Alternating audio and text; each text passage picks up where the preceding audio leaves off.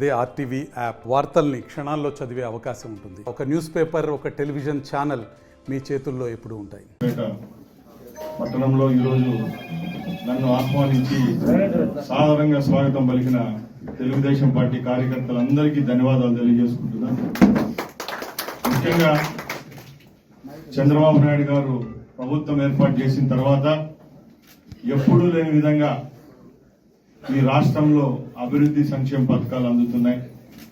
ముఖ్యంగా సంక్షేమం అంటే ఏదో రుచి చూపించిన పార్టీ ఏదైనా ఉందంటే తెలుగుదేశం పార్టీ. ఆ రోజు ఎన్టీఆర్ గారితో మొదలుపెట్టింది. ఈరోజు చంద్రబాబు నాయుడు గారి నాయకత్వంలో ఇప్పుడు పేద ప్రజలకైతేనేం, రైతులకైతేనేం, కార్మికులకైతేనేం, కర్షకులకైతేనేం ప్రతి ఒక్కరికి నేనున్నానంటూ భరోసాతో మొన్న జరిగిన ఎలక్షన్లలో భారతదేశ చరిత్రలోనే ఎక్కడా లేని విధంగా కూటమికి పట్టం కట్టిన ఘనత ఈ రాష్ట్ర ప్రజలకే దక్కింది.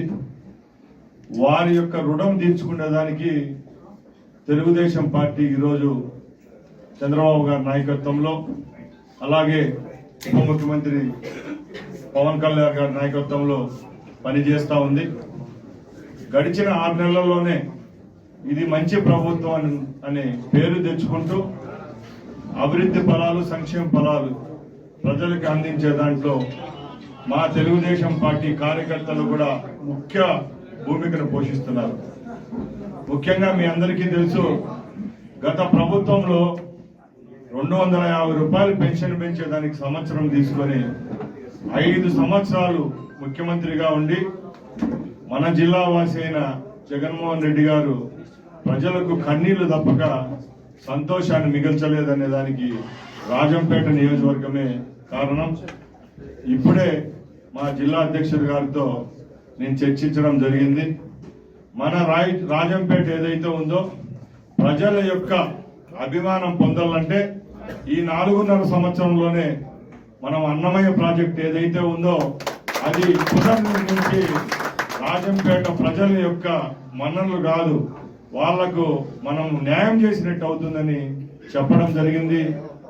రాజంపేట నియోజకవర్గం తరపున నా వంతుగా నేను కూడా ముఖ్యమంత్రి గారి దగ్గరికి వెళ్లేదానికి సిద్ధంగా ఉన్నాం. దానిలో భాగంగా రాజంపేట ప్రాజెక్టు ఆ రోజు రాత్రికి రాత్రి కళ్ళ ముందర కనపడకపోతే ఆ కుటుంబాలకు న్యాయం జరగలేదు. అలాగే వేలాది ఎకరాలకు సాగునీరు అందించే ఆ ప్రాజెక్టు మళ్లీ కట్టి ఈ ప్రాంతం యొక్క రుణం తీర్చుకునేదానికి ఇప్పుడు తెలుగుదేశం పార్టీ అధికారంలోకి వచ్చిందని గర్వంగా చెప్తున్నా.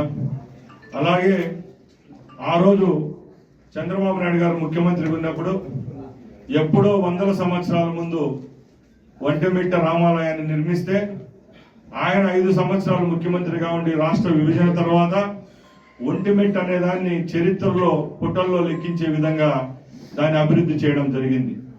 గత 5 సంవత్సరాల్లో దాన్ని పట్టించుకున్న నాదులు లేడు. కాబట్టి తప్పకుండా ఏదైతే ఒంటిమిట్ట దేవస్థానం కానుకోనున్న చెరువులో ఆ భగవంతునికి తెప్పోత్సవం ఏదైతే జరిపామో ఆ దానికి కూడా నీరు తెప్పించే విధంగా రాబోయే 5-6 రోజుల్లోనే ముఖ్యమంత్రి గారికి కలిసి ఈ రాజంపేట నియోజకవర్గ నాయకుల తరఫున, ప్రజల తరఫున మెమరాండం ఇచ్చేదానికి కూడా సిద్ధపడుతున్నాం.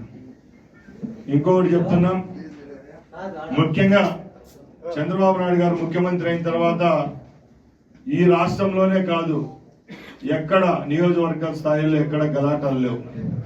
ఆ రోజు చేసిన దాడులు చేసే వాళ్ళు కూడా ఈరోజు ముక్కు మీద వేలు వేసుకుని పరారయ్యే పరిస్థితి ఉందంటే ఒక పెద్ద ఆయన నాయకత్వంలో ఈ రాష్ట్రంలో ఉన్న మంత్రులు అయితేనేం, ఎమ్మెల్యేలు అయితేనేం, ముఖ్య నాయకులందరూ పనిచేస్తున్నాం.